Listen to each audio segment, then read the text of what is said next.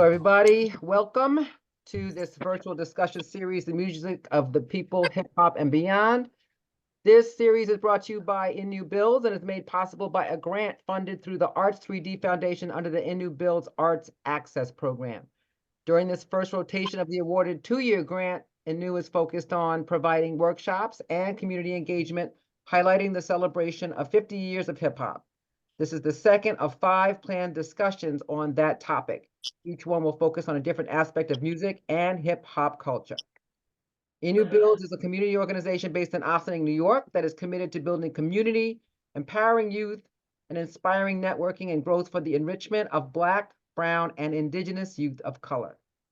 ENU Builds founders Tamara Bridgewater and Jermaine Smith are with us this evening as well, and I want to give them an opportunity to say a few words before we get started. Jermaine, do you want to go first? Yeah. Sure. Everyone, it's Jermaine. Just want to say thank you guys for joining us tonight. This is something that is dear to my heart because I had a studio here in Ossining, probably in early mid-90s. Reem, we had it here in Ossining. Yep. A couple of my friends had a KMD Studios, which are the pictures are running in the background of my screenshot here. So we had a nice little recording studio here, servicing the kids, the youth in Westchester County. Reem was able to bless us there and record along with his cousin Lotta Dark. We had a couple people from the city that we had on a label.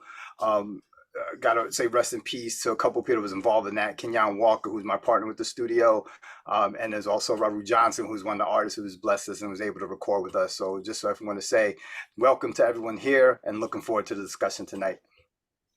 And so. Yeah, I just, Tamara Bridgewater, Jermaine's partner, I just want to say thank you for everyone giving us your time and to share your experiences to celebrate the celebration of 50 years of hip hop. Thank you. Awesome. Well, thank you both for this opportunity. Our moderator and lead panelist for this discussion is AJ Rock Woodson, editor-in-chief of Black Westchester Magazine, which just celebrated its 9th year of publishing the news with a Black point of view. He's also co-host of People Before Politics Radio, which live streams on Sundays from 6 to 8 p.m. Eastern. AJ is uniquely qualified to moderate this discussion as he was the front man for the rap group JVC Force and has just released a book on the history of hip hop in Westchester, which we're going to hear more about today. Our topic for this evening's panel discussion is actually the title of AJ's book, We Got Our Own Thang, a look at hip hop from the 914, which lays out the history of hip hop in Westchester County from soup to nuts. And it discusses the legends of hip hop who called Westchester County their home, both well-known and a little less known. He has brought with him today some special guests who are instrumental in the Westchester hip hop scene and who continue to be influencers in the music industry. And we're really excited to have them here. And I'm going to let him tell you who they are. But I'm going to first introduce a couple folk. And I'm not sure, is Large Amount here? I don't see him yet in our studio. We do have with us today TJ Davis. TJ is the co-host of the Starting 5 podcast, which airs live every Sunday at 1 Eastern on YouTube and Facebook. He describes the podcast as for fans by fans, and discussion topics include sports, politics, hip hop culture, nerd culture, and more. So now I'm going to turn it over to our moderator and lead panelist, AJ Woodson. Welcome. Thank you very much for having us. As Lane said, this is episode 2, part 2 in a 5-part series. Today we are, the discussion is a look on hip hop from the 914. As she said, I just recently wrote a book. I don't know if you can see it. It's called We Got Our Own Thang, a look at hip hop from the 914. It documents the purpose of doing this, first off, and all the 50th anniversary celebrations, a lot of Westchester was left out of the conversation. And then Pete Rock posted a tweet saying that he was upset his older cousin Heavy D wasn't mentioned in a lot of the celebrations. And that set off the whole inspiration of doing the book. In the beginning, you had to kind of be considered, you had to be from one of the 5 boroughs to be considered hip hop. And if you weren't, anybody who's not speaking or forgot to say that part, please mute yourself. You had to be kind of from one of the 5 boroughs to be taken serious in hip hop. So Westchester 914 was not really taken serious as like a hip hop mecca or a place, wasn't really taken serious. Even though places like where I live in Mount Vernon and Yonkers, we actually border the Bronx, which is identified as the birthplace of hip hop. And unlike those areas that did not take us serious, like Manhattan and Queens and Staten Island and Harlem, we don't have to cross a bridge to get to the Bronx. I just want to put that out there. We're connected, and everything that was going on in the Bronx kind of hiccuped over into Westchester. So the book identifies that, talks about some of the legends. A lot of the legends that we recognize, they were in Westchester. Kool Herc is recognized as one of the originators who started hip hop.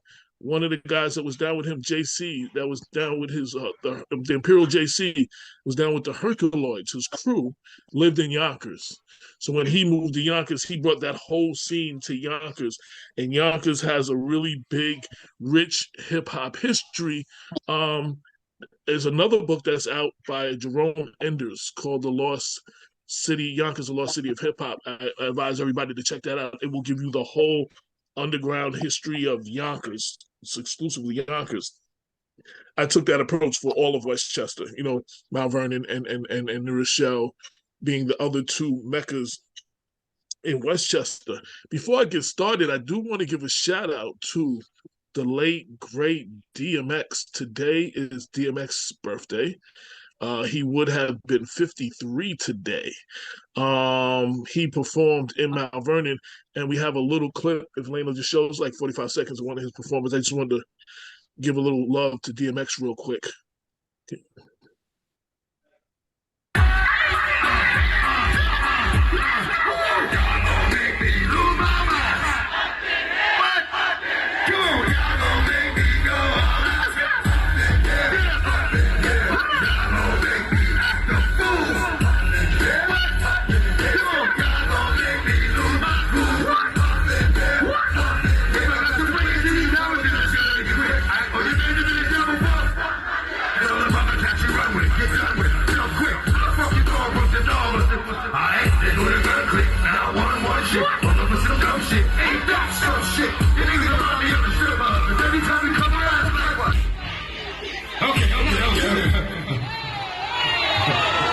It's raining like a motherfucker. But before I wrap this up, before I touch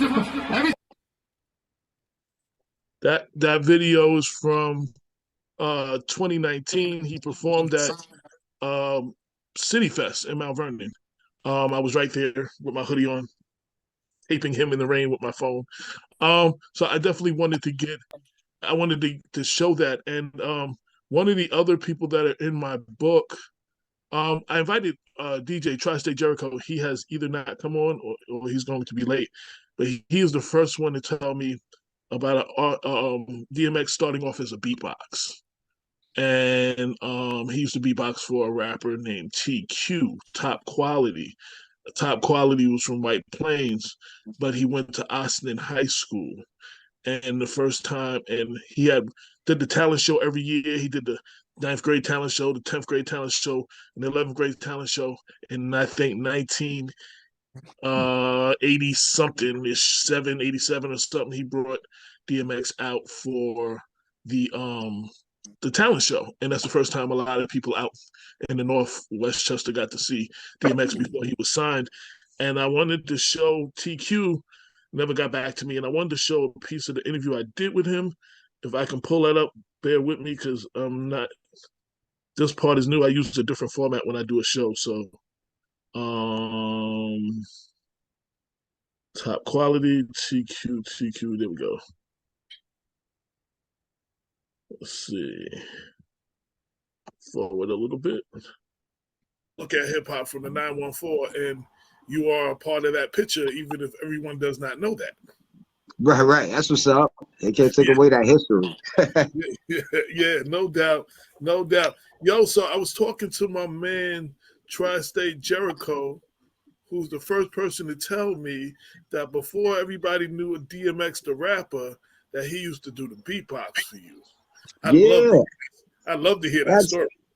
Well, listen, man, X was nice on both the beatbox and on the table. He was nice on the table too. He can. Okay. Nah, for real, X was nice on the table too. But yeah. So I guess let me think now. As far as I remember, man, like back when I was in like high school. You know what I mean? I took X to the 11th grade talent show with me. That's when people from Ossining, you know what I mean? Because X is from like Yonkers. So that's what, like, people from Ossining got on DMX when I took them to my high school to the talent show. You know what I mean? I had won the 9th grade talent show, 10th grade talent show. I'm going for my 11th grade talent show win. You know what I mean? I brought X with me. And, you know, at first I was going to have X beatbox and I was just going to go out there and rhyme because I was known for practicing for the show with one act, but on the night of the show, I would always do something that nobody knew. You know what I mean? That was something I always did during high school, during the talent shows. You know what I mean? So I didn't do that year. I ended up playing with the band that year. You know what I mean? Which was also something unexpected because I was practicing for a rap act. Like I was when we had to go for practice for the talent show, I would do rap music. You know what I mean? Like, this is what I'm going to do. I'm going to do this right here. And then I would do a rap song. But I knew in my heart and I knew in my mind already the night of the show, I was not doing that. You see what I'm saying? So I had brought X with me. People met DMX that night. You know what I mean? Like, people from Austin and from my high school back in those days. That was 1987. That was 1987 when I brought X to my high school. So and you this went is to Austin High School. You lived I went to Austin High School, but I was born in White Plains, grew up in White Plains. You know what I mean? I just went to high school in Austin. Okay. You know what I mean? Yeah, my sister went to White Plains High School though, but yeah, I went to Austin High School. But yeah, so X, yeah, me and X, you know, me and X had the same manager back in the day before either one of us had a contract, a record deal. You got to know, you got to remember, I had a deal before X, you know what I mean? I got on before X, but me and X had the same manager, Jack McNasty. You know what I mean? Okay. Terry, I'm not sure if it was Terry. I think Terry might have been his real name, but he was from New Rochelle. He was our manager. He had me and DMX. Me and X used to go to this dude's house in New Rochelle and, you know, lay down the plan. You know what I mean? Where we was going to go.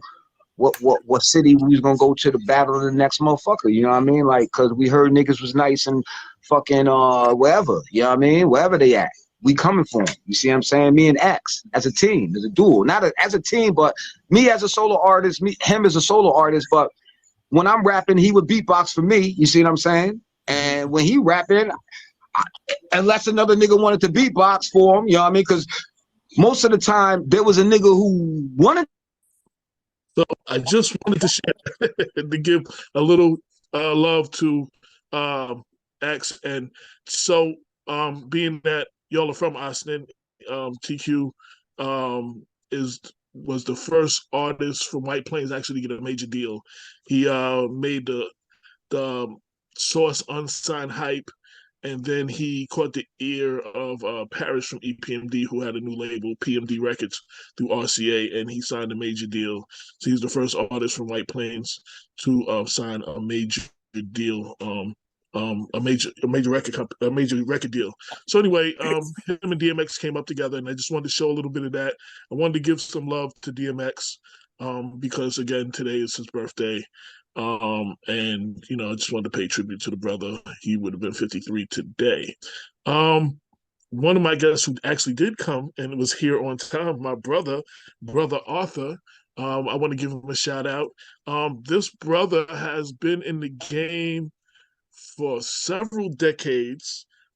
Starting out, I'm gonna let him tell you some of his story, but I'm just, you know, he was rapping in Mount Vernon, ended up getting with being with Zulu Nation, touring with Africa Bambaataa overseas, and all that. Then he started out doing security as a member of the Nation of Islam, the Fruits of Islam, for Carl Kanai. And Carl Kanai, every time he would go through a crowd, all the rappers would speak to Brother Arthur, and Carl was like, yeah, how you know all these rappers? He was like, oh, you know, I was in the, you know, do the little hip hop thing or whatever. So Carl was like, yo, do you ever think about working for me? And 30 days later, he's running the East Coast for Call Kanai. So most rappers and television shows and stuff that you've seen people wearing Call Kanai, this is the brother who made that happen. And he also was a solo artist himself.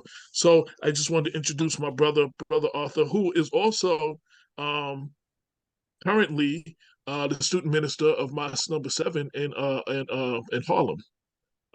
So I want to give him his props for that too. Peace, beloved. How are you? I'm good. I'm good. So I did your intro. I don't know if I messed you up a little bit. I'll let you, tell a little bit of your history a little bit. Well, you were kind of on it, but I'll just say this. I certainly resonate, and peace to all of the people that are listening as well. I certainly resonate to that New York City bias that the Barrows had. They considered Westchester the Bronx, New York. I mean, they considered Mount Vernon upstate. State. And anything from Westchester upstate, though we can get to the Bronx, which was the home of hip hop, quicker than people from Queens, Brooklyn, Long Island. So we always had a chip on our shoulder, almost like I'll show you. For me, becoming a member of the Zulu Nation in the early 80s, I first embraced hip hop late 1977, 1978, before rap records. But joining the Zulu Nation and having a chapter up here in Mount Vernon with over 200 Zulus, it gave us credibility with the Bronx. So I was able to perform as a rapper at the Bronx River Project, St. Mary Park in the South Bronx, Bronx River Park Projects, the T Connection. And because if you were a member of the Zulu Nation, you was down by law. And so I was one of the first rap artists from Mount Vernon to make a record in 1984 on Tommy Boy Records. And the first, to my memory, is Eric McCain, who was part of DST's crew. Eric McCain, he was part of that group In Touch, the R&B crew. I don't know if that's in the book.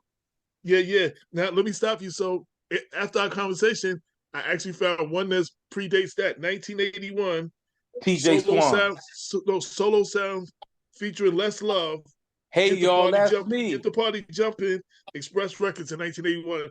So that was the earliest record of someone from Westchester that I found that made the record. And then number 2 is DST Cuts It Up with Godfather KC, who was from Mount Vernon. So and then your joint comes in after that. Yeah. All right. I'll take number 3. That's good. But the point is to embrace a culture in the late 70s and today still being into, because you didn't talk about how I'm a DJ myself today. Yes.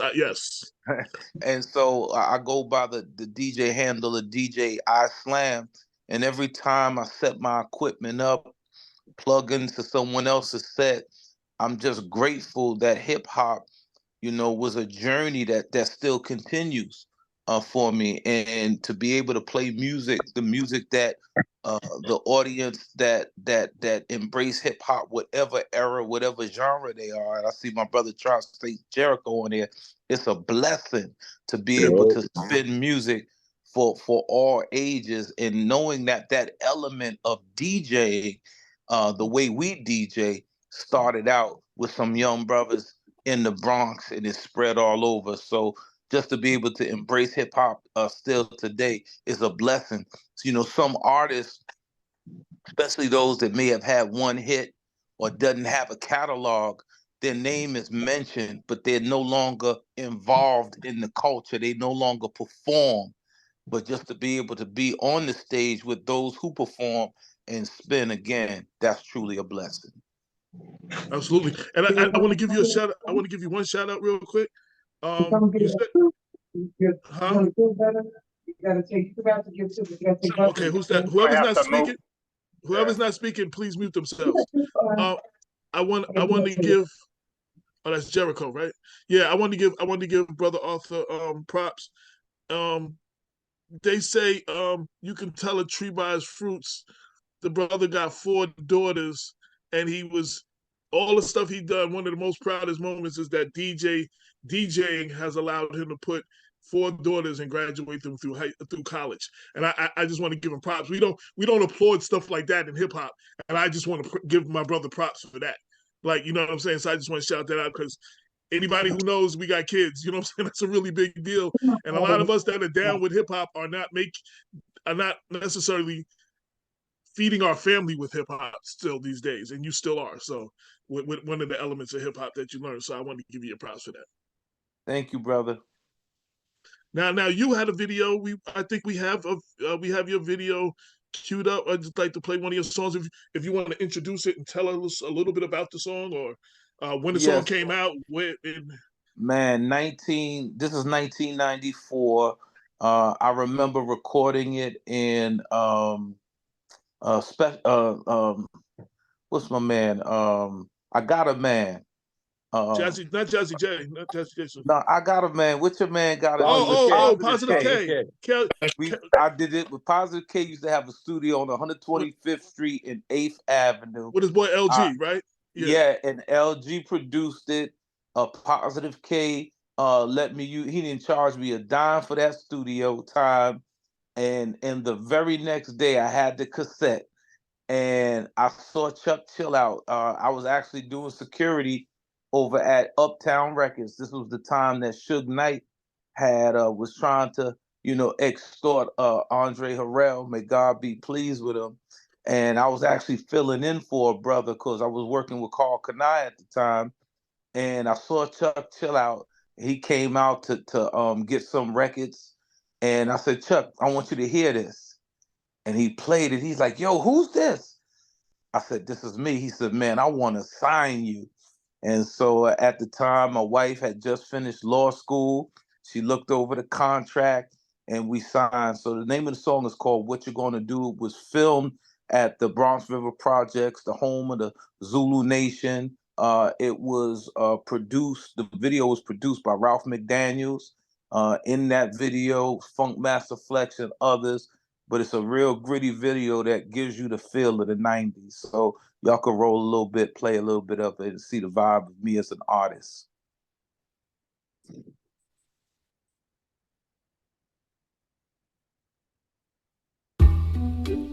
Yeah, man. They got plans for us. Hello. Jackson, Tyson, and Jordan. It goes to show you it don't matter if you important. See, they be distorted because we ain't nothing in their eyes, and we can't rise until we get organized. So realize the situation is at hand for us to take a stand and fight the plan. They want to give us funds if we're turning our guns, but they're the same ones planning to slaughter us by the tons. So what you gonna do since you know now? You better listen to the brother with the know-how. I gotta go now, but when I get back, I'ma give you what you're lacking. That's a fact. What you gonna do? What you gonna do? What you gonna do? What you gonna do? What you gonna do? What you gonna do? What you gonna do? What you gonna do? Just because I keep my head bald and sell a final call, that don't mean I ain't down with y'all. The very same snake that bit you, bit me too. I find it true, this is something I always knew. We gotta change our ways and actions. How we show dissatisfaction, be building up factions. We can't afford for our ranks to decrease. Why? Because I hear the sound of the beast coming with the intent to do harm. Sound the alarm, but everybody gotta remain calm. Cause if we're flinching it's a cinch. He's gonna give the trigger a pinch, and that'll set it off. The way you see the brothers busting, you would think it was July the 4th. So won't even try it. My people are tired, and you don't wanna see another riot. What you gonna do? What you gonna do? What you gonna do? What you gonna do? What you gonna do? What you gonna do? What you gonna do? What you gonna do? Just because the name of my God is Allah don't mean I won't be there if you need me, baby boy. We're in the same boat with the same float, so we can't afford to be at each other's throat. No Uncle Tommy. See the enemy, we both got us in common, and that's who I'm bombing. Whatever's clever, ain't nothing changed but the weather. All I wanna do is see my people come together. That's all I've been thinking of. Some say I teach hate, but what I teach is black on black love. So is it a crime if I drop a dime in the rhyme about the man that's keeping us behind? Call me paranoid, but I'm not. I'm blowing up the spot because I know what the devil got. So what you gonna do? Are you gonna be ready when it comes gunning for you?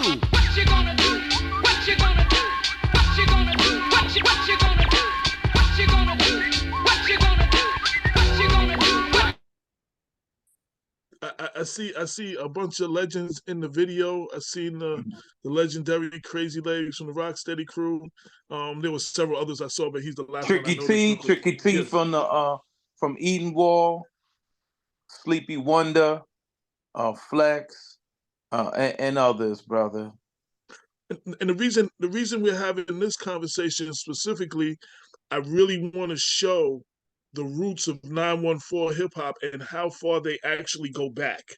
You know what I'm saying? Like you were doing this and with some of the legendary people who people respect as one of the founders, Bambaataa, the Zulu Nation, before recorded records, which was 1979, when King Tim III, Rappers Delight, and Spoonie G all came out. So a lot of people, like I said, when they celebrate these 50th anniversary celebrations, they talk about a lot of regions, the South and Atlanta and the West Coast and the Midwest and New York, but they don't talk about the 914. And the 914 has a very rich history, and you are part of that history, my brother. Oh, and I want to say one more thing too. There's an iconic picture of Tupac after he gets shot, and he's in the wheelchair and he's being wheeled into the courtroom. That was my brother. That was Brother Arthur who was in that. That was. Were you actually pushing the wheelchair, or you were? I know you were doing security. I was to Tupac's left, doing security, trying to clear him out the way. There was so much of paparazzi and press as we were going into the courthouse, and I remember this song was out when I was doing it because if you remember when Biggie got shot. And I mean, when Tupac got shot and they thought that Biggie did it, his mother, Afeni, reached out to attorney Michael Warren and they contacted the Nation of Islam. And I remember doing security at his hotel room. I mean, not his hotel room, his hospital room. And I had to go in anytime that the doctors or the nurses needed to change his dressing. And so we took him out of the hotel, maybe about I keep saying hospital, about 2 or 3 in the morning. And we brought him to an apartment in Harlem, and we took him out to go see his court. There was a rape charge that he had, and this was that particular day. So all of the press were waiting for him after getting shot. I mean, it was so many press there, but that was definitely a memorable moment. And that night, I was supposed to perform at Madison Square Garden. And man, for some reason, they was like, man, we don't have enough time. I was supposed to be one of the opening acts. That would have been definitely a thrill of my life. But I remember that time like it was yesterday. And again, you are proof. Like I said, a lot of people don't know these stories. The book is full of stories like this. A lot of people's individual stories. Some of my memories and stuff like that. And it, like I said, goes to show the importance and the role that people from the 914 played in integral parts of hip hop that people know about. And again, this brother right here was one of them, and I definitely want to include him. And now he is DJ. He is DJing for anybody, along with my brother Tri-State Jericho as well. You might catch them DJing for the congressman or the mayor of Mount Vernon, or just community events or whatever. He's still holding it down, and his history is so much vast that I could probably do a show on just him. But I just wanted to cover the key points. And talk a little bit about the whole Carl Kanai thing. Let's do that too, and then Surely. Jericho. And then I also want to jump in. For 2 years, I worked at Hot 97 on the True School at Noon with Africa Bambaataa. I was on Ralph McDaniels, so he used to have a show on WHBI on 105.9. 105.9. I actually he had interviewed me in '94 when I was promoting the record, and knowledge of self, knowledge of the time and what must be done is my forte. And he was like, brother, listen, do you mind coming every week and doing a segment called Drop in Science? And so I used to come every week and was on that show with Charlene, his assistant at that time.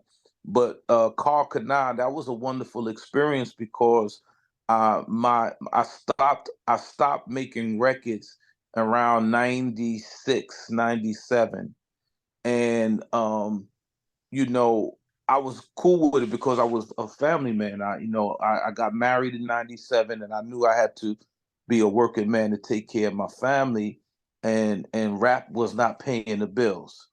A show here, a show there, couple of $100. It was not paying the bills. So a lot of times you be on TV, you doing interviews, you on the radio, you're on cable television, but you're not getting money like that. We be faking it till we make it. Right, And right, so so right. when I started working with Carl, hey, I got my insurance. You know what I'm saying? Uh, I got a nice salary, but what it did, it permitted me to still be in the mix. So in that '90s era, from Craig Mack to the Lost Boys to the R&B singers like Genuine and Will Smith and Nas and Heavy, and I mean I was literally at somebody's photo shoot, somebody's video, somebody's show, making sure that they had gear, organizing college functions, fashion shows. Big L, rest in peace, Yes, yes. from the athletes. So it kept me ahead of hip hop. And in fact, I have a lot of relationships today with artists that I met, even when The Wire was out. We clothed many of the people from The Wire, from my man that played Barksdale, to all of them. So that was a treat. Initially, though, there were clothing that we wore, the Lee suits, of course, the velour sweatsuits. When in the 90s, when you had Cross Colors, Carl Kanai, and Fubu and others came, that became an integral part of hip hop, particularly Black designers. And again, being a part of that movement was powerful as well. So I'm gonna transition into my brother Tri-State Jericho, but here as a transition, both brother Arthur and myself, um, DJ Eddie F was both at different times our DJ before he was with Hev, and I say that to say before Hev was making records, him and Jericho used to rhyme together, and that was his first rhyme partner. And I like to introduce my brother Tri-State Jericho to the show. What's up, Jericho? Yo, what's up, bro? Y'all hear me? I'm good. Yes, sir. Yes, sir. Yes, sir. What's happening? What's good? What's good, y'all? Brother Arthur, So, what's up? I don't know if he heard you. Yeah. Huh? Yeah. Peace, So, sorry, I had muted myself. Peace, little up, brother. What's good, man? All What's good. happening with you? All right. Everything's good, y'all. So Yeah. my brother Jericho What's is up, brother? another brother who has spanned a few decades. Again, like before records, rhyming with Heavy D, and then moving from originally from Mount Vernon, moving to the Bronx, moving to Yonkers, doing your own thing as a solo artist, and then doing some party promotions and managing artists, and then now being a big DJ known as the voice of Westchester. Yes, man. Yeah, the journey, man. The journey's been long. It's been like not as long as Brother Arthur though, but because Brother Arthur he used to rap with my brother John. So when Right. John used to rap with the Breakout Crew, that's how, and then Brother Arthur was like our baseball coach. You remember that? He was our baseball coach, man. Facts. I used to tell you what you was a great pitcher. He was a great he had a strong fastball, mean curveball, and I used to stand behind the fence, and I used to throw the number up to tell him which pitch to throw.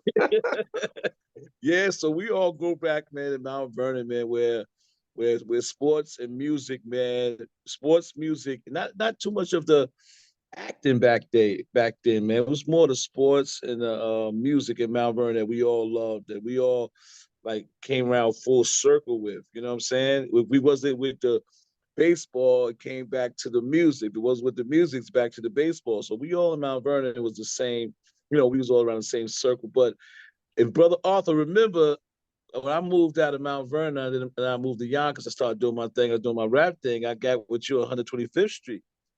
Remember at Bell Fashion, we used to work.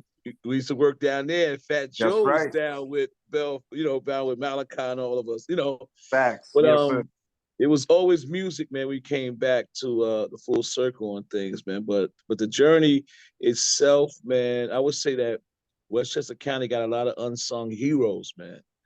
A lot, man. That really paved the way for the DMXs, for the Havs too now, because people don't understand when we was rapping, we was in high school, well, not high school, we was elementary school.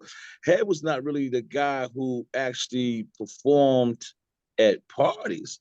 You know what I'm saying? Me and him actually, we bumped heads back when I moved to the Bronx, when I started doing it. He used to come to the parties and watch us rock.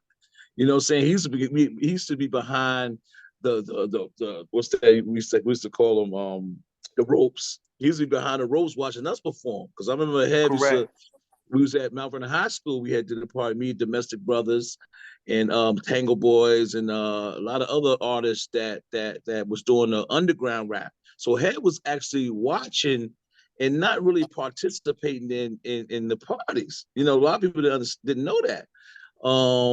Me and him rocked finally after elementary school, after years went down the line. Me and him actually rocked freestyle at Tuckahoe. They had a Tuckahoe rec room in the Tuckahoe projects.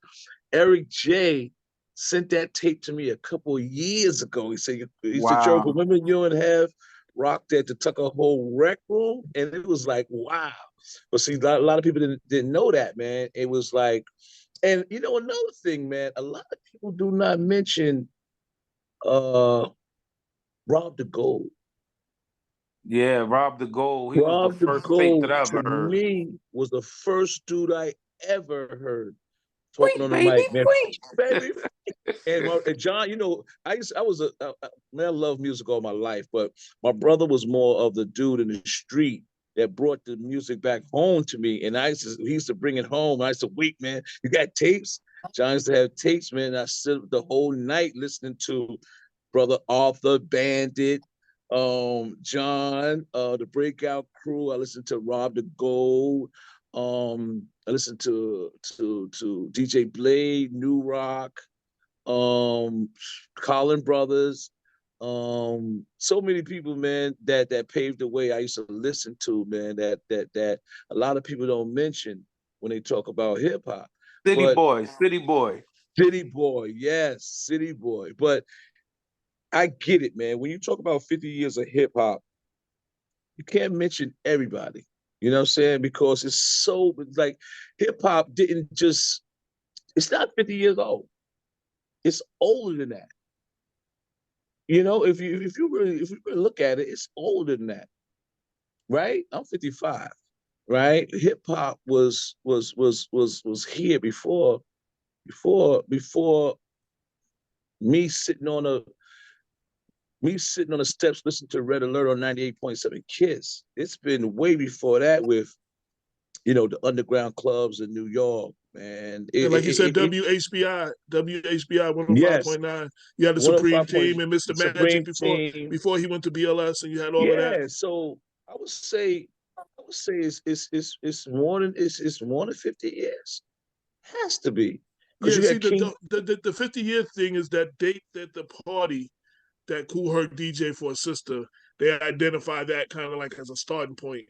Okay. You know what I'm saying? Mm-hmm. And that's, I guess you need to have a celebration starting point. So they use that as the date to identify with. Yeah. But there were elements of hip hop way before that. Right. That's a great point. Even go back to the 60s, there were elements of hip hop. And that's a great point. A lot of people tell you that Muhammad Ali was actually like considered like he had the embodiment of a rapper, like his words, wordplay. He was hip hop before there was hip hop. So yes. But he just he had no beat to it. Right.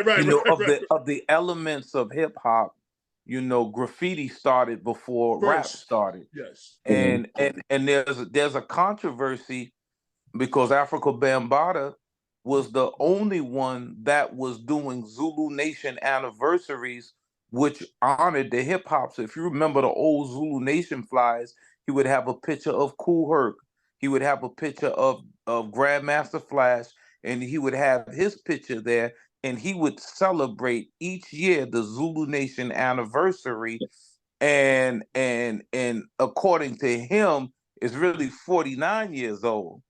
And so because of that party and how the whole name hip hop evolved, because it wasn't called hip hop from the beginning, it was b-boy music. So even arguably the breakers were breaking before the rappers was rapping and before the DJs was even spinning in that era. So it's a little muddy. And depending on Grandmaster Flowers or who you In speak Brooklyn. to, yeah, it's you know, the origins is murky, but nonetheless, to celebrate a rap star. Now, I want to ask you a question, AJ, because you always ask people questions. What is your response to Dr. Umar Johnson's criticism that hip hop has been around for 50 years old, but hip hop does not have one hospital, one school? What's your response to that? Because I know you saw that on social media. So I'm gonna make it quick. First off, that's a critique of the Black community, not hip hop. I mean, it should be a critique of the Black community, not hip hop. Hip hop has empowered a lot of people. I was watching an interview with DMX today, and he was saying he has a lot of rappers that he don't feel that were as good as him, but he said, you know, they make their money, and you have to understand they're empowering and employing like 7 to 10 people of their people that would normally be in the streets. Hip hop took a lot of people who would have been on the streets, you know, selling drugs or doing whatever, you know what I'm saying, and gave them something to do and gave them a way to make legitimate money, you know what I'm saying, and going past, because, you know, you needed the people that was your, you know, the person that was your manager, your road manager, the person that was running around carrying your records and stuff. You needed, like, it just empowered a lot of people. So even though his name is not a good name to bring up these days, the Sean Combs of the world, you know, started labels and employed so many people.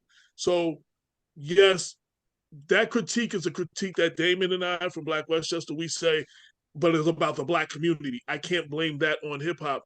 Hip hop, if it wasn't for hip hop, there would have been a lot more crime, and there would have been a whole lot of people who were eating that weren't eating from no other way, that might not, that, you know, there's been a lot more. So hip hop did a lot. So I can't put that all on hip hop. And, you know, I hear what he's saying, and I'll just leave it at that, because that's a whole other conversation for another day.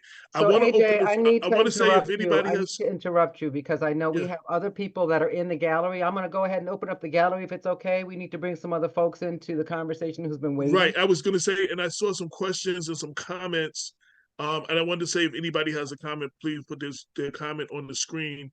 And when we were talking about early elements of hip hop, Carlton Bedford Dozier, he said The Last Poets. That was another early element of hip hop that inspired hip hop. I know we have TJ, and I know this brother from Mount Vernon. He's cool with one of my cousins, and I know he was real good. He used to run with Corey with CL Smooth. Like to get him on to say a couple of words if I don't see him. Where's he at? Yes, he's here. I just pinned him. TJ, you have to unmute though. I'm here. There he So is. I know if anything that you heard that you want to join in, or, you know, I mean, like hip hop turned 50 this year. I turned 50 this year. I grew up. That's all. I mean, that was like, besides hearing my parents' old school records of the 70s and 60s. My first rap album I ever purchased was King of Rock by Run DMC. So I was immersed in hip hop at a very early age, like 10, 11 years old. Went to school with a couple of famous people. I got to meet a lot of cool people behind the scenes. Actually, I've known Misa Hilton before she was Misa Hilton from 7th grade. So like, and Mount Vernon's a small place, so everybody just knew everybody at that time. So it was just and crazy. That's another person who hip hop gave a career to. Right. Outside, like, there was not just the music, but, you know, she's in the book too, as in fashion. Yes. Yeah. So she was always cool. I ran into the guy named Dexter Thibodeau. He used to do help premiere down at D&D Studios producing. I met Will Strickland, who did the first online hip hop concert ever with Wu-Tang, and started the first hip hop class at a university at UMass. So it's just the culture of being around the culture and being around people. I've always admired it. It was always an outlet. You know, when I had my daughter, I got her involved in it. She could spit scenario word for word if you asked it to, if it came on. So, like, it's definitely a tradition that you pass down and you want to be involved in. And it's just a great culture to learn. I learned a lot of stuff. Like Harris One taught me a lot of stuff that I didn't read in books or I didn't hear every day from my teachers or my parents in class. You know what I'm saying? So I got knowledge from outside where people I could relate to that I could understand. So yeah, hip hop has always been a special place. I was telling someone earlier, I actually learned more Black history from Public Enemy and KRS than I ever did in the public school system. You know what I'm saying? Like, it was just like names of Marcus Garvey and names I'd never heard of before. That was all from hip hop. Definitely. Yeah. Your metal CJ walking away the straightening comb, you would notice and you wouldn't show. Right. You must learn, KRS. I didn't know that, yo. And she lived in Westchester. No, you know what? I did a party at the mansion. I did a party at the mansion for someone who rented out the mansion. Man, I did a party in there, bro. It's nice. Yes, she built that mansion in Briarcliff Manor, Irvington. It's Irvington. Irvington area. Yeah, Irvington. That whole that strip that goes into Irvington and Ardsley. Yeah. Is there any people? I see several people that have made comments. Tamara, I wanted to ask. I know she just posted something. I wanted to say, did y'all have any questions? Well, Jermaine just unmuted. Yeah, I want to also. Kareem was also another hip hop artist that came up and did a lot of performances and stuff. I used to own a studio, and I used to do it more for the community. But Kareem was a performer, an artist, and was a talented brother who blessed the studio. So I wanted to get him in. And I know we talked about some of the original foundations of hip hop, and we transitioned and came up a little bit. So Kareem was in that. I think that next phase of hip hop where we are now, and I think he can speak to a lot of that, as well as his cousin and some of the shows and stuff that they did. You're pinned. Go ahead, Kareem. Yep, you're pinned. So my name is Kareem Holbrook, Shotty Screwface. You see behind me a lot of dark men. I was a Wu-Tang, a Wu affiliate. You know, still I produce for La right now, but I was on his first album, Ice of the Century. But did a lot of shows with Wu-Tang, Asbury Park. I was there when Shaheem got that $150 in Asbury Park. It was, you know, I did a lot with Wu Mansion, been around RZA. They taught me a lot, you know what I'm saying? Always a Wu-Tang head. But joining Wu-Tang, it was like a dream come true for me, you know what I'm saying? And just getting enlightenment by RZA himself, you know what I mean? So, but you know, I had a couple of groups with me, SK. I had my man AB from Sing Sing. You had SB from Sing Sing. You had 3D from Sing Sing. Spinny Spin. Force MDs used to come up there to Sing Sing all the time. You know what I'm saying? X was in Sing Sing. Him and my brother was like this. Donnie Rodnow brought X there. Slick Rick. It was a lot of heads that came to Austin. You know what I'm saying? Kiss is one of my brother's man too. You know what I'm saying? Jada Kiss. But me myself, I was always rolling with Wu-Tang, and I also did production for Vanilla Ice, and I did two beats for Vanilla Ice. But Willie the Kid also worked with DJ Drama, did some production work for him, which he worked for G Unit. He did work with G Unit. That was T.I.'s DJ. Yeah, I know y'all know DJ Drama. Yes. You know what I'm saying? And Land. But right now it's just me and Talk, man. We making new music. He just got out Winter Wars 2. That's with Capadonna on there. Young Dirty Bastards on there. He looks so much like his father and sounds so much like his father. It's amazing. It's amazing. And he killed this too. You gotta look it up. Winter Wars 2. It's crazy. It just came out. But but yeah, man, I ran with Wu-Tang on this album, Heist of the Century, which came out in '98. I was on Vito with Black Rob. We all went back to back, had like a little battle session, you know what I'm saying? And rest in peace, Black Rob. And his album just came out too, Life Stories Part 2, you know what I'm saying? But yeah, man, Wu-Tang Clan, man, Wu-Tang Clan, Loud of Dark Man, Sing Sing Regime. You know, that Sing Sing Regime, that's all us, man. You know what I'm saying? So talk about the scene, like, so, and rightfully so, a lot of people give, when you think of Westchester, Mount Vernon and Rochelle Yonkers. You know what I'm saying? And that's kind of like as far as some people go. A lot of people, and I'm learning a little bit too, didn't know there was like a scene in Ossining. Like they didn't, right. You know, people really don't know. Like they don't know that once you went up past White Plains, that there was like actually a hip hop scene or whatever. Yeah. So speak about some of the early influences in the Ossining scene. My early influence was SB, Wild Man Steve, 3D. Wild Man Steve, yes. You know, Wild Man Steve, 3D, Pooh.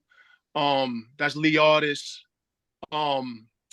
Coastal Rock, you got ABC crew out there, you know, Breakers, my man Grady Salter, G Rock, Elliot, you know, Extreme. Was it Lord K1 from up there? From the Force of D? East, yeah. Lord K. That's my Lord big K1 was Or K1, yup, exactly. Yeah, we used to run up in, we used to be up in Austin. Austin was moving, yo. Word. Yeah, Lord K1, man, he was wild, man, but he bought a lot. He bought the Force MDs up there. He bought Stevie D them out there, right? Yep. Yeah. It was I think Mercury was from there too, or Staten Island. Mercury they were Staten Island. And y'all talked about the brother talked about the high school the joints that with TQ. I was a shorty, and Force and D's just came out. You know what I'm saying? Yeah, it was and they Let Me Love You. One of the talent. It was actually Force MCs. It was a Force MCs then. That's right, with Dr. Rock. With Dr. Rock and Force MCs. The Lord K1 was from Austin. Yep.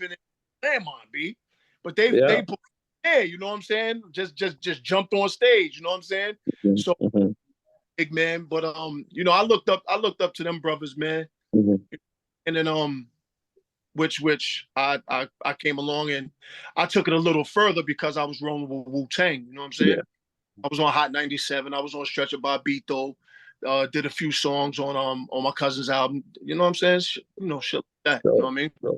You know, it's funny. See, we want to understand with hip hop, like every area has their vets and has their pioneers. You know what I'm saying? So when people talk about hip hop, everyone has in their area their pioneers. You know, that's why that hip hop culture is so big, man. It's so big because, like I said, you got Brooklyn had Flowers, you got Harlem who had. See, a lot of people don't know about the Ray Vaughn and Johnny Wall, them down Harlem. You understand what I'm saying? And then when you got Mount Vernon, you got the Breakout Crew, you got the Collins Brothers, Collins Brothers, you got Eddie Robert, the Money Maker Mob, who to this day keeps that same energy that back in the 80s. To this day, they got that same energy. You know what I'm saying? So you gotta give it to them. They don't break. They don't break at all, bro.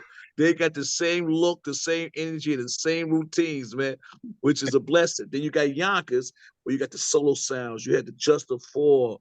You had the Devastating Brothers. You had so many people. Yes, D.D. Def. But then you got New Road. You got the Master Ceremony. You got House Survivors. You got so many areas with so many people. You got the Bronx. You got Queens with. I don't know the back in the days with Queens. No, the Queens just got popular to the neighborhoods with the LLs and the Run DMCs, but they definitely have their hip hop pioneers too. Yeah. So when you come to hip hop, you got so many people that paved the way for the people who got popular from the music. You understand what I'm saying? The underground, with every music, you got rock and roll, they got the underground. that made Yeah. way for AC/DC, that made Yeah. way for Led Zeppelin. Got underground people that we don't know nothing about. That's Hip hop right. is the same. You got country western, had the country western underground that made way for the people who got popularity from it. You dig what I'm saying? But it's crazy because 9 out of 10, some of them guys in these areas really who got popular from the game, they really wasn't in the trenches with the people that was in the trenches. And you know, Right. and you know, You dig it? Like, you dig it? I had a conversation with you, Dick. I said, I'm born in 75. You dig what I'm saying? But I'm a young hip hop since 80. You dig what I'm saying? I was 6 years old. My brothers used to put the beats on me if I wasn't recording. You know what I'm saying, Mr. Magic? You know what I'm saying? So I have to sit in the house and record. So that's how I fell in love with hip hop. You know what I'm saying? And I was talking to a brother, and I'm saying, like, hip hop back then, everybody did it for the culture. Nobody did it really for money. You know what I'm saying? Nah, it wasn't. Like, we didn't know nothing about the bread then, you know? It was the culture, and it was for respect. And we know it actually was a you hobby. go to somebody's hood going to sound like somebody else. Somebody putting the beats on you, B. Yeah. For real. I Yes. mean, I had battles with I battled Salem's Lot, and dudes in Harlem, right? Who brought me down to a battle. So now he like, yo, So they all went. Dude that brought me to the battle, and he was my cousin. You know what I'm saying? He was my cousin. So he brought me to the battle. He ain't even spit. So I start spitting. Dude, I'm spitting against 5 dudes. You dig? He ain't do nothing. They like, about to put the beats on your man. Somebody else came out, was like, nah. He said, on the respect of me. That's why they didn't put the beats on him. But hip hop was real back then. You dig what I'm saying? Yeah, hip hop was real. Yeah. Hip hop was real. I have to while Jericho was talking about all the areas. I'm sorry if I interrupt. When Jericho was talking about all the areas, my Strong Island people was like, "Don't forget about Long Island. They had the legends." Long Island people, they were typing in the thing like, yeah. So, you know what? But see, with Strong, we all the way up top. Strong Island is far. I don't know who the vets are, but my point is to say is that yes, Strong Island has their vets like everybody else had their vets. Even in California. That's everybody, right. even all around everybody the world. have that. Yeah, everybody has the person but that what set it it was off. Is that, but see, people understand what it was that back in the days, the record companies were stationed in New York. New York was the powers that be. So that's right? Yeah, you know? we was if you want to make it, if you want to make a star of yourself, you want to be somebody. New York was the place to start off. But as time went on, other places started to be the Mecca. Atlanta started to be the Mecca. California started to be the Mecca. But at that time, they was watching New York and how New York get down. And yeah, definitely they had, man, the Florida had their vets. California had their vets. Because if you listen to Snoop and them, they'll say, okay, what's them twins? The Samoan twins. What's them name? The Booyah Tribe. The Booyah Tribe. Yes, the Booyah Tribe. They was back in the days. You got Booyah from Cali, right? Yeah. As I say, Cali had their vets. Well, you say the Booyah Tribe was the vets to, let's say, Snoop and them. And you know what? Honestly, the vet to Snoop and them too was DJ Quick and them. DJ Quick and them was out before all of them. You know, Jericho, something that you said, and maybe I'd like to change maybe the discussion. What year do you think that hip hop went from culture to industry? Because that's when the morals in the 90s. That's when things started changing. In the 90s. I think when MTV made the decision, because they were friends of Jerry Heller, to put NWA on MTV Raps. Yeah, and it was Run DMC got the airplay because of Rick Rubin, and NWA because of Jerry Heller. That changed the culture. It changed gang life in New York. It changed vocabulary dictionary. We really wasn't cursing in our records. If you listen to the early records with Kid and Play and Salt and Pepper, Heavy D, they weren't curses. But then when that hard edge was acceptable, it changed radio. And then the other thing is that at one time, radio stations, every local area had their own radio stations. Then they moved to regional. Now they have national forecasts. So the industry kind of corrupted hip hop to a degree. I'm gonna be quiet and let somebody jump in. It corrupted because of, like you said, NWA, and they made it say it was okay to say F this, F that. It was okay to do that. I would say the way it changed a little bit when it got to Atlanta. It was more country. You know what I'm saying? The LA Reeds made Atlanta surface, the Dungeon Family. You understand what I'm saying? This is way before a lot of situations happened in Atlanta. They made that pop out there. But the culture itself changed. See, but you gotta understand this though. The culture's changed with the society and the times. You dig it? The society and the times was so different, so the music changed. The music started from the message. Oh wait, let's rewind it. The music started from hip hop. You don't stop the body rock, right? That was the hold your hands in the air. Yes, y'all. Hip hop created as a club party type of music, right? Because you know when people say you sold out, no, you didn't sell out when you start talking about that. It originated from yes, y'all, to the beat, y'all, because Dust used to be the best man with that. You know what I'm saying? Dust used to rock the crowd. And that what it was. The MC was the hyper dude that rocked the crowd with the yes, y'all, say ho. But then it evolved with the times. Then the Public Enemy came with the KRS-One, what you must learn. So they started teaching us through the music. All right. Then NWA came with the police start saying, hook up. They beating us too, like they beating y'all in New York. So we're gonna say it because we had a white man with us who allowed us to get connected with the powers that be in order to even have that clear.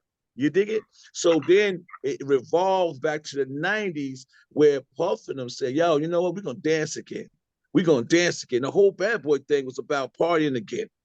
You understand? While the criminalization of rap music that was in California spread it all around the world now.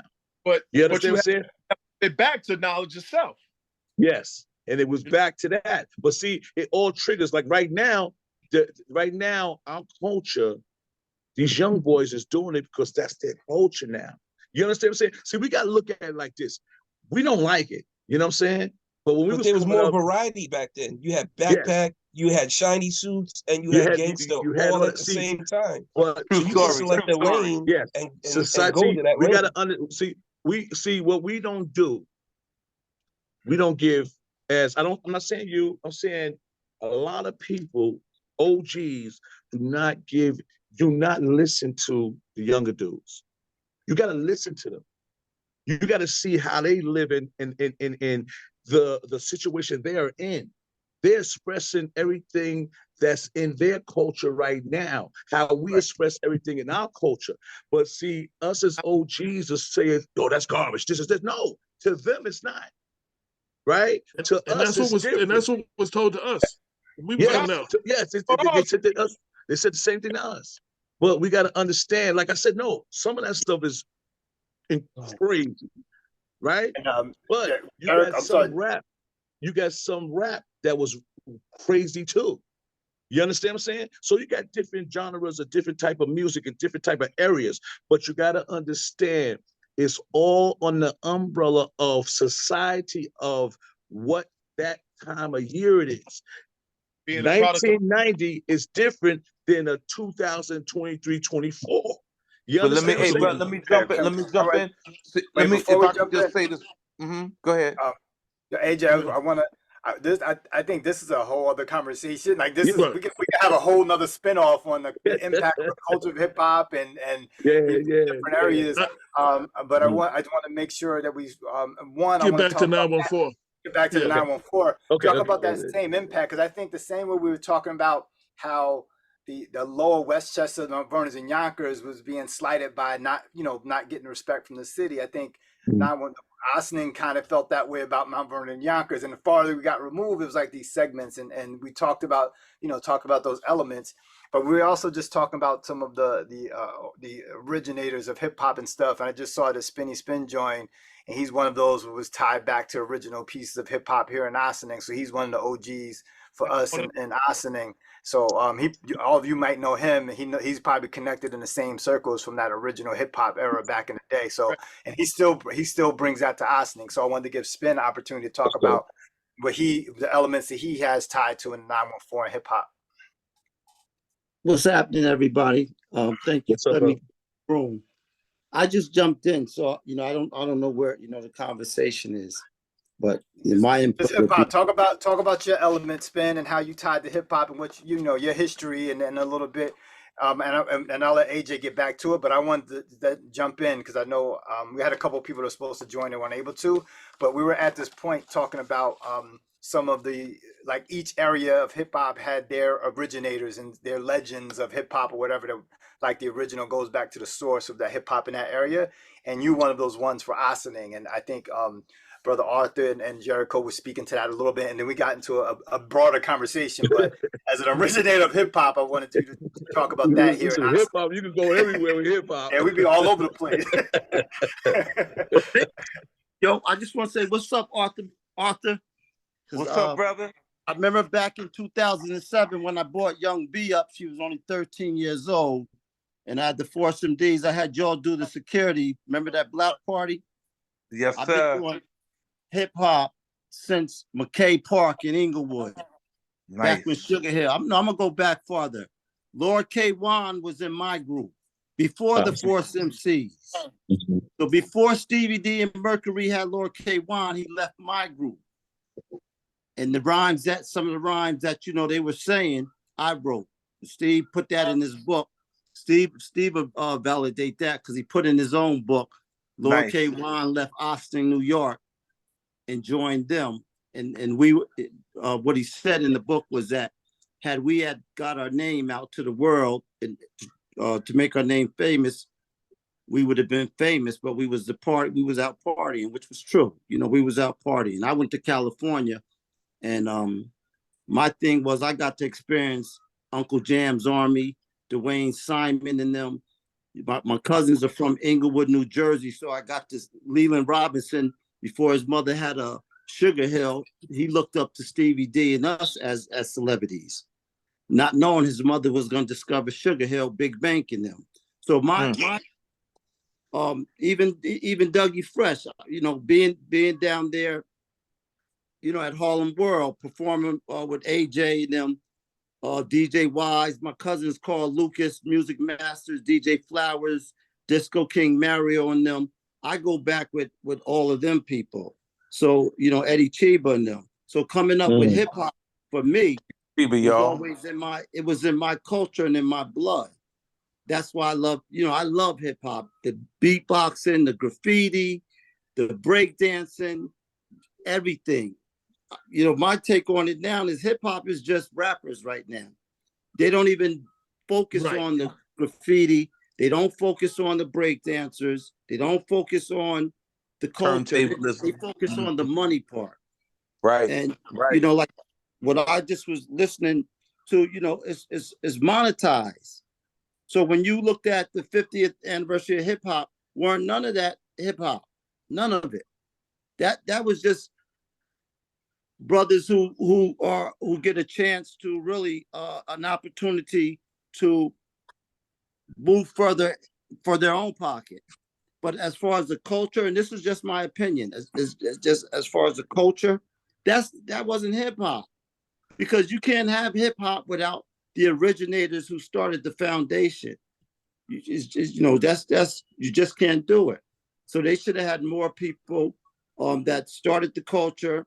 They should have recognized more people. There were so many people that done passed that they could have put in that celebration or that program. They could have just mentioned their names, and they didn't.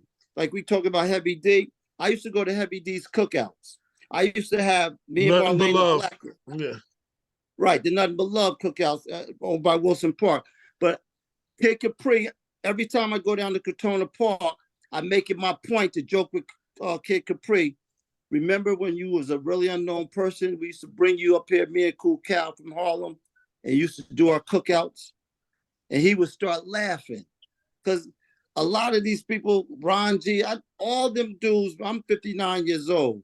I knew them dudes when they was really starting out, when they weren't a big billion-dollar industry. It was just people for the love of the music. And that's what the young cats don't understand. It then went into a whole new trajectory.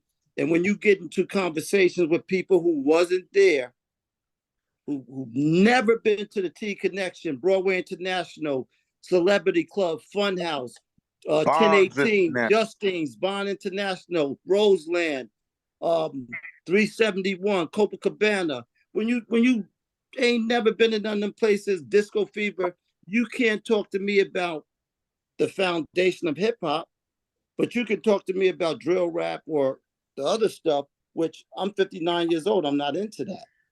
So, our conversations are apples and oranges.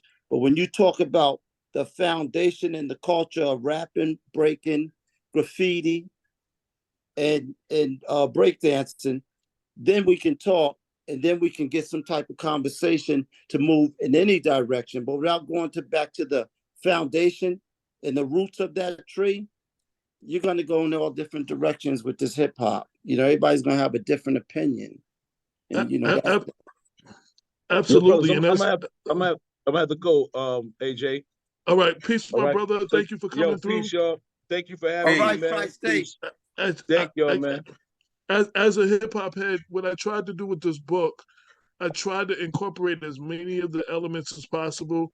I tried to show as many of those who were the founders and the originators in the different areas in Westchester.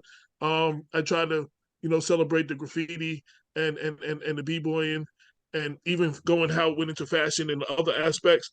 And I also tried to bring in some of, now I'm not really feeling the drill rap, but there are a handful of rhyme spitters from Westchester coming out that are pretty decent, and they really holding it down. I know a couple, like Jadakiss' son, J1 is one. Puba has a son, Stunner Gang, he's one. There's this young lady in Yonkers, Lady Slim. I'm feeling her. And we have another one here from Yonkers, a brother named Large Amount, the boy with 1 billion bars. What's up, my brother? Peace, y'all. What's going on? What's good? Peace. What's good? Just tapping in a little late, but I'm here. No doubt. So, and I call you one of the new dudes. I know you've been doing this for a minute. You know what I'm saying? But a lot of people don't know. You've been like under the radar in the street a little bit. But you ran with D Block for a while, and I think you're now doing your own thing. I mean, I heard some of the joints. I had to go through and listen to some of the joints when they said your name, and dig you up because that's I wanted to get a feel for what you do, and you was holding it down, and you one of them cats, like some of the ones that I named and some of the ones I didn't name, that showed me that hip hop is in good hands where it's going. I remember having a conversation with DJ Premier a couple of years back. We were talking about real hip hop and hip hop going where it's going, and he was like, as long as he keeps putting out joints, he said he look at it as playing basketball. No matter how far down he is, he keep putting points on the board. You know what I'm saying? As long as he keep putting points on the board and there's time on that clock, real hip hop is not out of it and out of the game. And cats like you are keeping them elements together for the next generation. So yeah, I appreciate that. And just to piggyback off what you said in terms of dudes like myself, more content driven guys that try to have that try to pack a message. I wouldn't even say try, but that just pack a message in their music, and just guys that go in that direction with it. I think there's always a place for artists like that. You know what I'm saying? And we probably don't get it enough, but I don't think a lot of times the consumers look for it enough. I think we get what we hear on the radio and stuff like that, and we just kind of get a little frustrated with looking for artists like Large Amount and artists that we kind of favor from the past, like the Nas's and guys like that. But I would say that the industry does still allow us to do it they still allow the guys like myself and the Nas's and the Kendrick Lamar's and the J. Cole's to get their shine. It's not a lot of us, it's not a lot of them.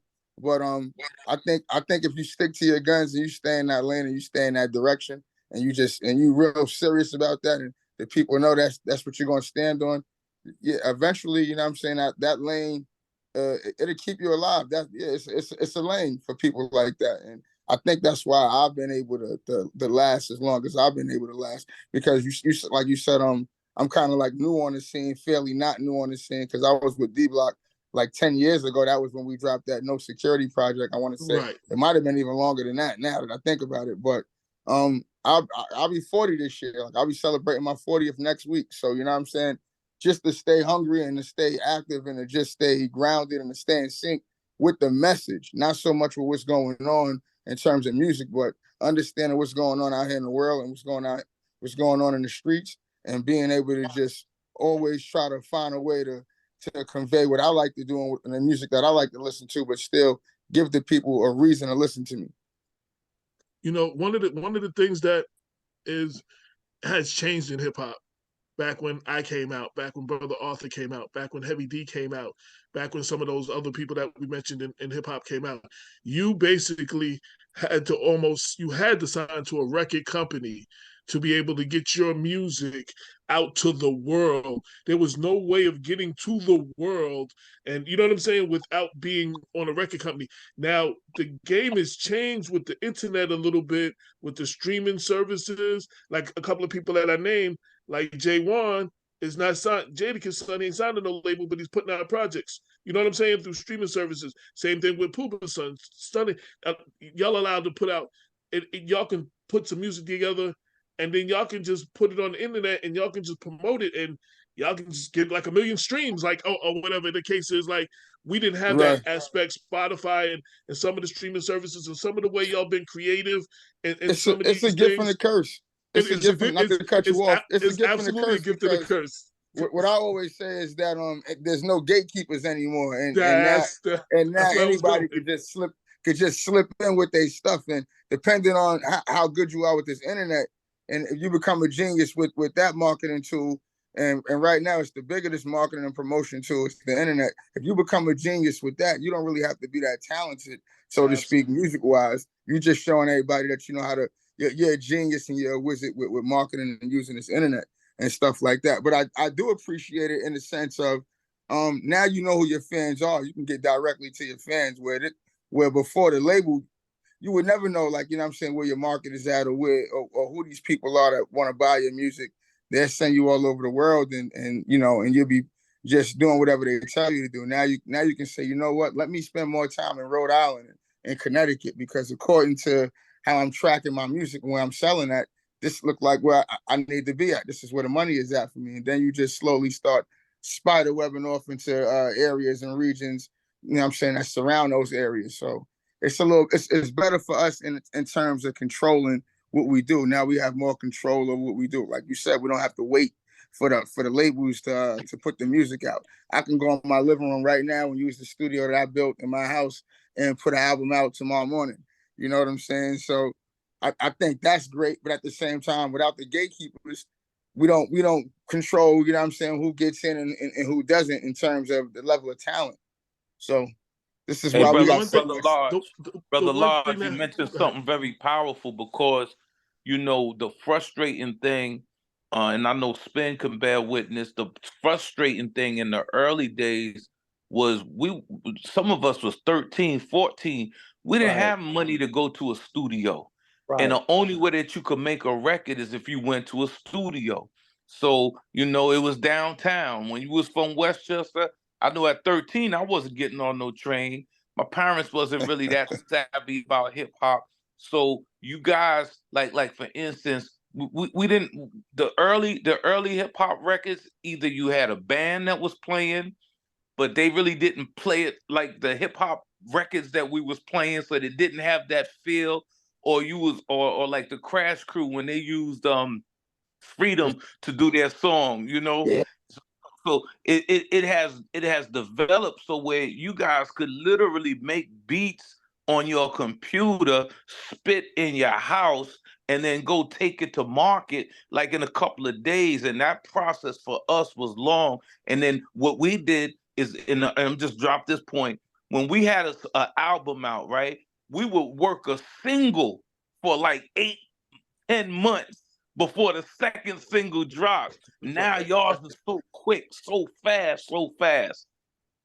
Yeah. I also want, before he go, I want to say the one thing that hasn't changed though, Brother Arthur, is there was a lot of groups then, and you had to dig through. You had to really dig. You know, you were digging through the crates and going to record stores and trying to find that real dope MC, those real dope. The internet, we've got a little lazy because it's just given to you. It's just right there. But you have to. There are very good artists in a lot of these different regions that are really holding it down, that never get no love. But the people have to actually go. The fans have to go back to digging for that real hip hop they want to hear. You know what I'm saying? And it may mean, like you said, Pandora's box. You might have to go through 100 whack records to find two good artists. You know what I'm saying? Because everybody can do it. But that's what we used to do for beats, and that's what we used to do for records, and for artists. We used to dig through, we used to find them, and the artists the fans have to get back to that. But like Lord said, though, I think one of the most important things you said too, this allows you to connect directly with your audience. So if you see that you bubbling in, like you said, Rhode Island or something, you start doing more Rhode Island show, and then you start stretching and expanding from here to here, and you know what I'm saying, and everywhere else, and you start building on those markets until they all start connecting, and y'all have more freedom to do that these days, and I'm encouraged, but it's still gonna take. Like I said, there's no gatekeepers no more.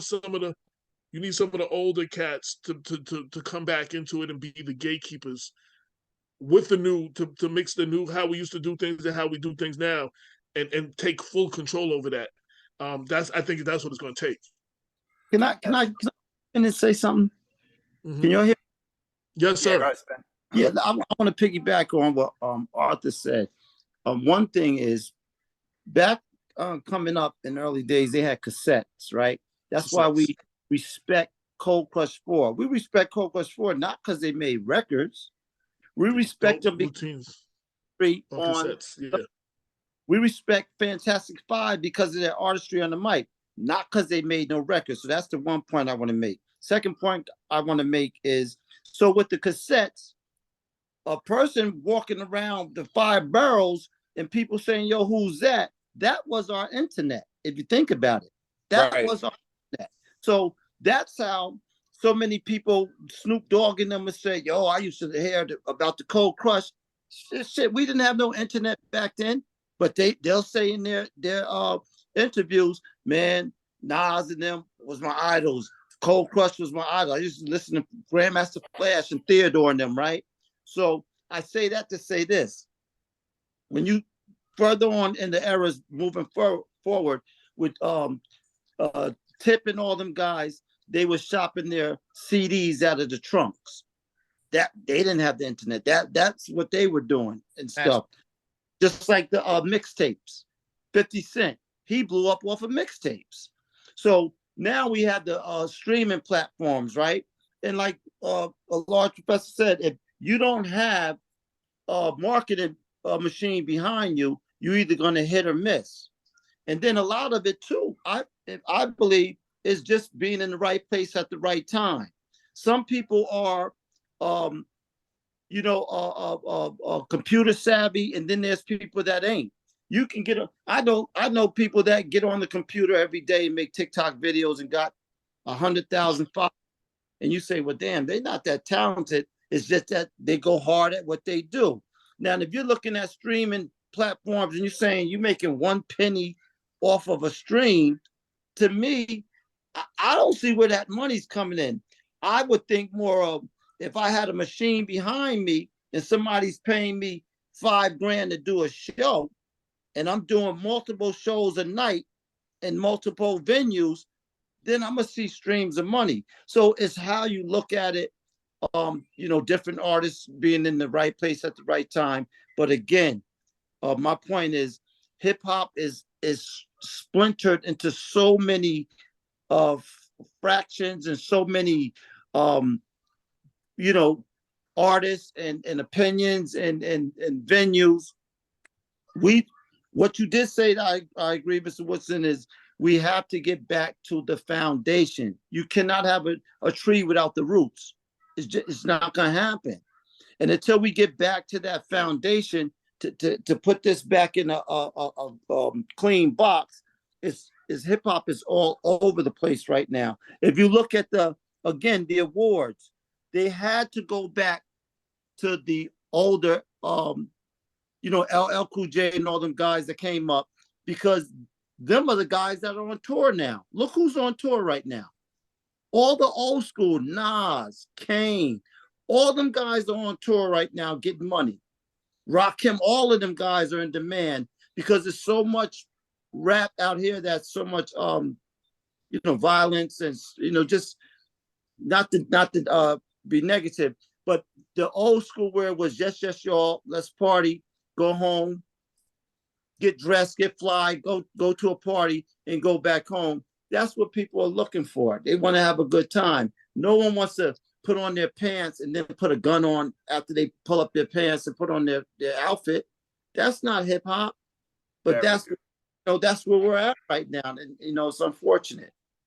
LL Cool J did a good job with Rock the Bells of bringing back a lot of the elements and then creating opportunities for a lot of people that wasn't eating to be able to go back on the road. I wanted to ask Large to comment on what my brother just said as far as how you make your money now. You know what I'm saying? And because I know, the streaming thing, like you can have 1 million streams and that don't mean you got $1 million. That means you might have like 5,000, you might have $5,000. Like, you know what I'm saying? So how do you new artists, like, how do you navigate through that? You selling your music? How do you, let's talk about that a little bit.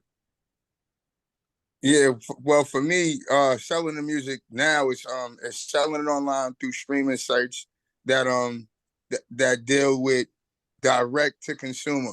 So there's websites like Bandcamp that I use where you can mark your music up for whatever you want to sell it for. I can sell my album on there for $100, you know, a download, or I can sell it for as low as $4 a download. It actually gives you the range to price it at whatever you want to price it at, and it leaves the window open for the consumer to pay more than what you're pricing it at. So if I charge $10, you're still allowed to spend $50 for the download. It doesn't restrict you for showing love, so to speak. You know what I'm saying? However much love you want to show, you can do that. I think that's the smartest way for artists to do, is to find platforms like that through DistroKid and through other avenues where they can just sell their music right to the people that want to buy it. Whether you sell 5 or 10 downloads, you know what I'm saying, at $10, $15, it's better than the nonsense that you're going to get through Spotify, or through Tidal, or through all of those avenues. I think the only reason people go to the DSPs like Spotify and Tidal and Apple Music is because the bigger platforms, Billboard and all of these other people, the iHeart Musics and all of these people, they track those type of numbers. They track what you're doing with Google and Spotify and Tidal. And that's how they start to invite artists to what they have going on. And that's the loop that you really want to get into, if that's the loop that you really want to get into. There's artists like Rush and La Russell that don't lean into that avenue, but they make hundreds of $1,000s a year off of downloads. You know what I'm saying? Off of selling their music direct to consumer. I think all of this is possible now. And again, it's a gift and a curse. But the DJs would be the ones that I want to say since the very beginning. I'm only, like I said, I'll be 40 this year. But from what I know about hip hop, the DJs was always the ones that controlled who was hot and who wasn't, who got a shot, who didn't. Who they kind of put the platform there and put the stage there. Now with these windows like Bandcamp, you can go right around radio. You can go right around everybody. It's like DJ YouTube now and DJ TikTok. That's where people are going to see who's hot and what's going on. And you can win just like that. There's plenty of artists out there making money off of music that none of us have heard about. Absolutely. Absolutely. You're right about my brother. Yeah. Yo, I wanted to ask Brother TJ to chime in a little bit, and then I wanted to give, before we get too far, anybody who has anything that they're doing, whether they're selling, how they're promoting themselves. I want to give everybody an opportunity to how they can be reached. You know what I'm saying? What you have going on right now. If you got anything that you're trying to promote right now. But TJ, I wanted to give him a chance first to chime into this conversation before we move to that point. No, what everybody said was spot on. You know, it's a different era, it's a different time, and you got to adapt. You have to change with the times, or else you're going to be left behind because the old way is not working anymore. It's just like anything else. Technology has changed. Like you said, you can make a studio in 5 minutes. You can have a studio in your crib. You can put out an album in 2 days from your house. That was unavailable to us back in the day. It wasn't. True. It was who you knew, and if you didn't know anybody, you would walking around trying to promote yourself. You had to put in the work. And Please then listen even to when, my demo. Yes, please listen to my demo. yes, plus if you didn't have, like, Puffy had street teams out there promoting artists that before they got hyped. The Locks had a street team, Biggie had a street team, Craig Mack, they all had street teams before they got on top. So if there's no such thing as that anymore, you got to get out there and promote yourself on the TikTok, on YouTube, on Bandcamp. You got to just put yourself out there. And that goes for any local artist, because there are no more A&Rs. There's nobody out here listening to hear what you got to say. Yeah, there's no artist development at all. That's why, like Large Amount said, there's no gatekeepers. You hear songs, you're like, how did that make the radio? Or who let this guy in the studio? You're like, this is crazy. And it's like Large Amount said, there's no gatekeepers. People are out there promoting and putting whatever they want out there, and it's all good. And they leveled the playing field that way. So if you wanted your voice to get heard, you got to tap into your demographic, tap into your niche, and just go 100 miles a running. What's the rapper? Tech-9 doesn't do any promotion, and he makes a few $1 million a year, and he's touring with no promotion at all. He sells his own merch. He sells his own everything. So you just gotta learn the game and adapt to it that way. TJ, you real. Let me just share this with you real quick. As a DJ, because again, I still DJ, and whenever I do a Sweet 16 or whenever I do a prom, I have to ask them to give me the music in advance, because they're picking songs that's not on franchise record pool. They're picking songs that's not even on YouTube. They're picking TikTok songs. Right. And because I'm not savvy in it, I have to have them give me a list of songs you want to hear. They don't care about blending, cutting, scratching. All they want to do is hear their song. Even when you go to parties today, the majority of them come with their own headphones. They're listening to their own music in their ear, playing video games while music is being played from the speakers. It's a totally different vibe today. It's funny you said there's no blending, because I'll go to a bar or something like that, and they'll just play one song after the next. There's no blending. It'll go from a fast song to a slow song to some crazy song, and I'm like, what is going on? This is not DJing. You just set a playlist, press the button, and walked away. Like, what are you doing? There's no blending anymore, or mixing or matching RPMs or beats per minute anymore. It's just play the next song, play the next song, play the next song. It's crazy. Gatekeeper. Right. Let me go through the list. Kareem, what do you have that you're working on now? Anything you want to promote? How do people get in touch with you? What's going on with you? Me and my man AB and Bush, we got this joint, Butcher Boy Brigade. We got 2 joints out. I just got all this stuff getting connected to the live streams and, the Apple Music and the Spotify. So it should be up there soon. I'm working with a group out here in Connecticut called TPG. They nice, you know what I'm saying? Young boys, you know what I'm saying? So I'm trying to get all that on Spotify real soon. And you'll hear from me and my man AB and Bush in the future. And also look out for Heist of the Century 2 here. Like in back of me, you got Heist of the Century 1 by Lotta Darkman. He coming out with Heist of the Century 2. I'll be doing some production work on that as well. I might be writing doing a couple of tracks on there with him rhyming and all that. You You know what I'm saying? So y'all can look out for that in the near future too. And, let me shout out Jericho. He had to go. Anybody who wants to reach Jericho can find him on all social media platforms. Music by Jericho. You can find him on all platforms. So if y'all want to reach out to that brother, he's DJing, he's doing his thing, he's still doing his thing. TJ, you have a show now. We didn't talk about. You have a podcast. Tell us about your podcast briefly and how people can listen. What is it about, real quick? It's the Starting Five podcast. It's me and four other brothers. We're live every Sunday at 1 p.m. Facebook Live, YouTube. We're on all streaming platforms: Apple, Spotify, Anchor, YouTube. We talk about everything under the sun: hip hop, politics, sports. Most likely, what's going on in the world today. And it's five of us just coming together, rapping about what's going on in the world today, and trying to be better at life. Okay, and did you say where people can find that? Where is it at? Where... Oh, the starting5.com. You can find us. It's on starting5.com on Facebook, YouTube, Instagram, and TikTok. You can find us on all the platforms at the starting5.com. My brother, the OG, you don't have your name showing. It just says iPhone 8.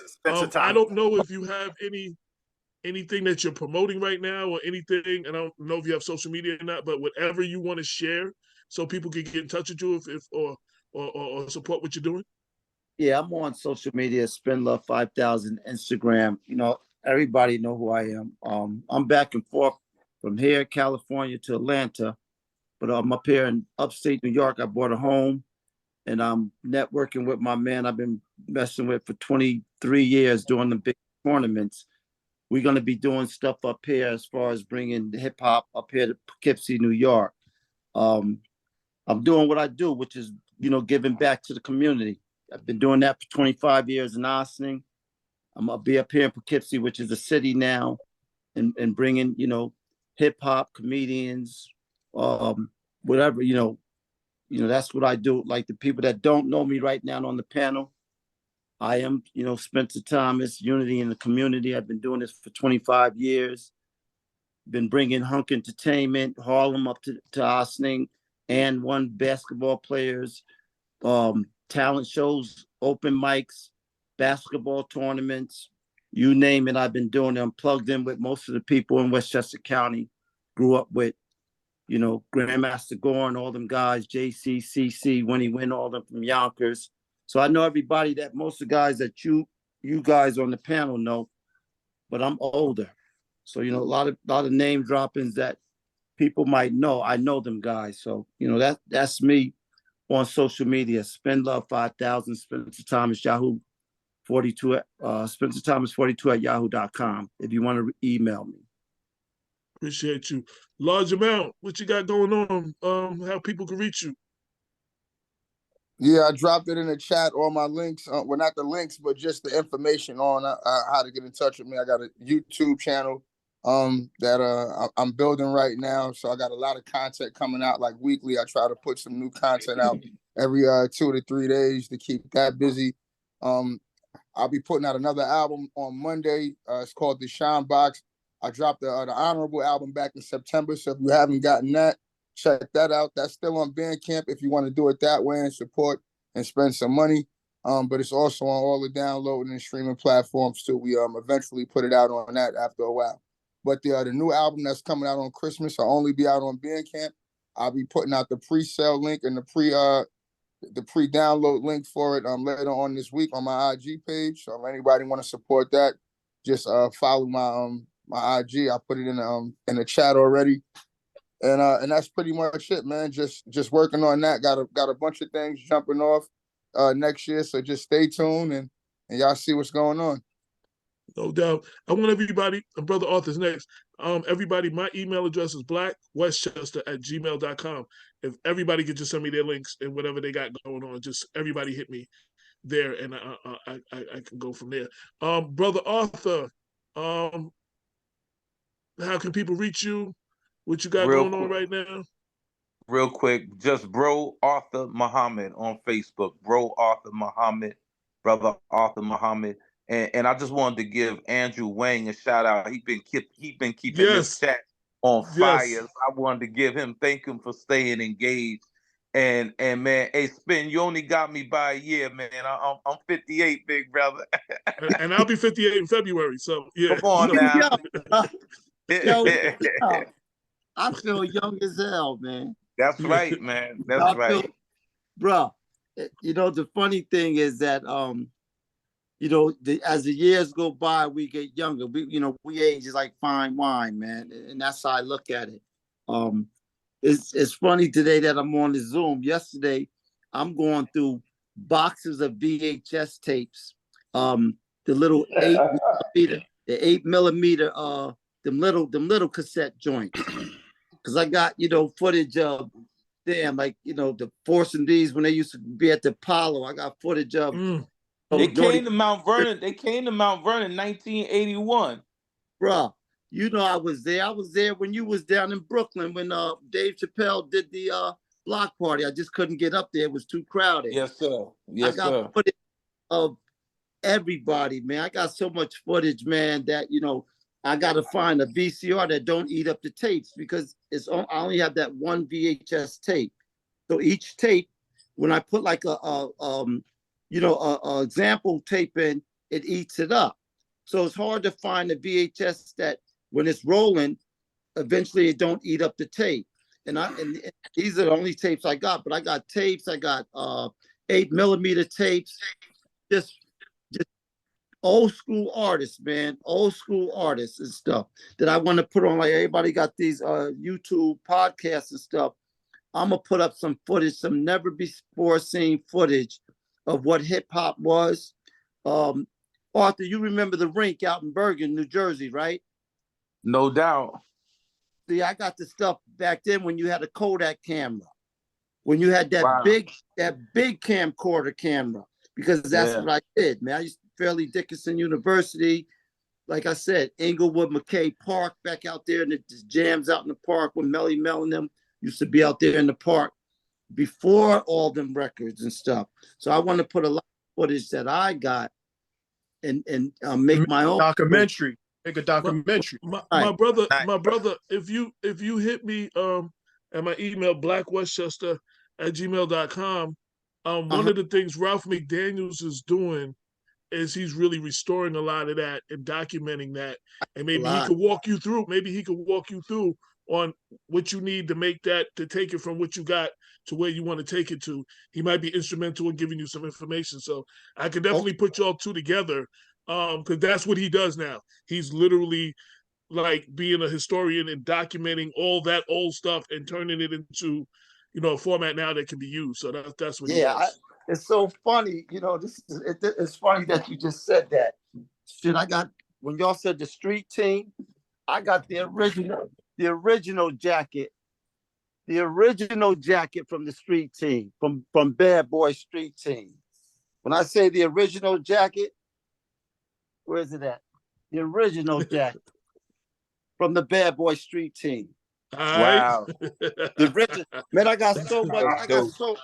I got so much stuff from back in the day, pictures, and when New Edition, when Force MDs was on tour with New Edition, Madison Square Garden, I got everything, man, everything. That's why Stevie D, they would never, when they did the Unsung, Steve and them was always moving around. And I always mention Steve and them because, you know, we best friends. They grew up in Austin as young kids before they was Force MDs, Force MCs, or any of that. Their mother's sister lived here in Austin, and they used to come visit their aunt.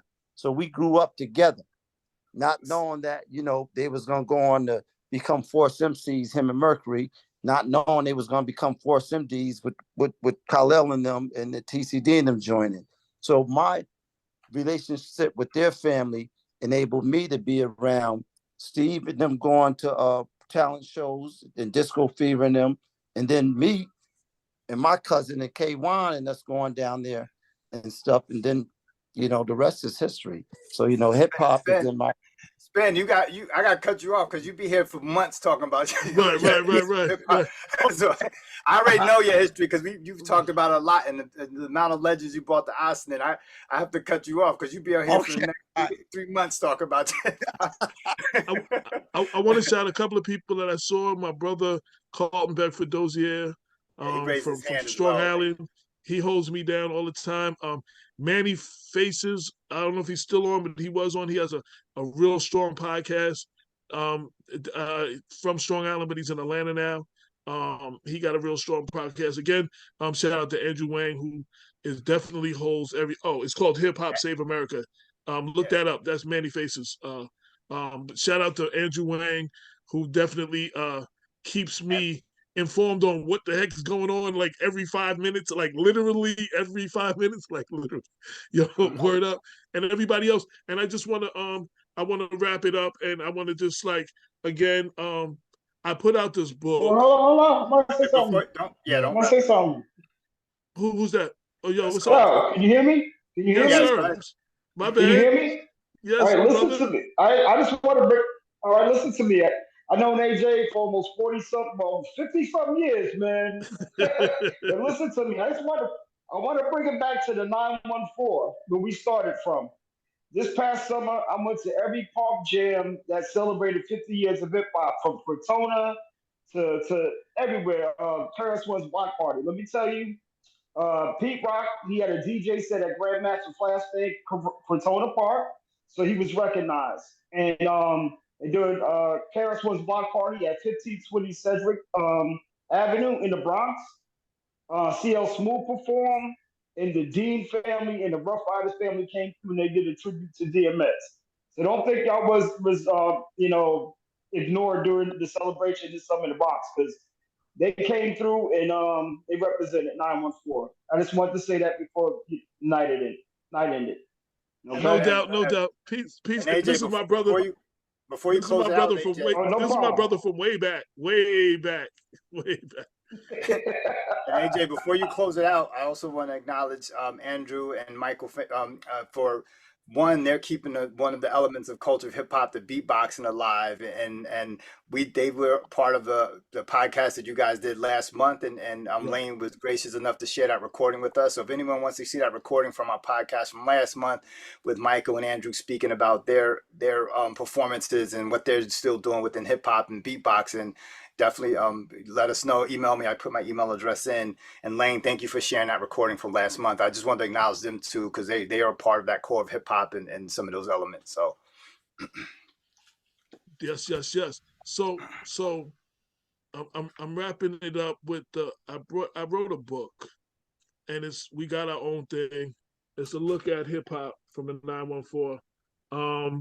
Of course, there's no way that I have documented and cataloged everybody who's ever had anything to do with anything in hip hop in Westchester, but it will give you a good look on the various regions and a lot of the players from the old school to the new school who have been very instrumental in hip hop and have gone on to do a lot of other things and have been a big influence in hip hop.